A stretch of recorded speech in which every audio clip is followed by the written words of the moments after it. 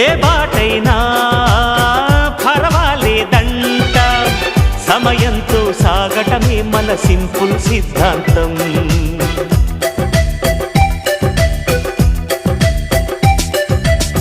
చిరుగాలికి పరిమళమిచ్చే సిరిమల్లెల వనమై ఉందాం, గగనాన్ని నేలను కలిపే హరివిల్లుల వంతెన అవుదాం.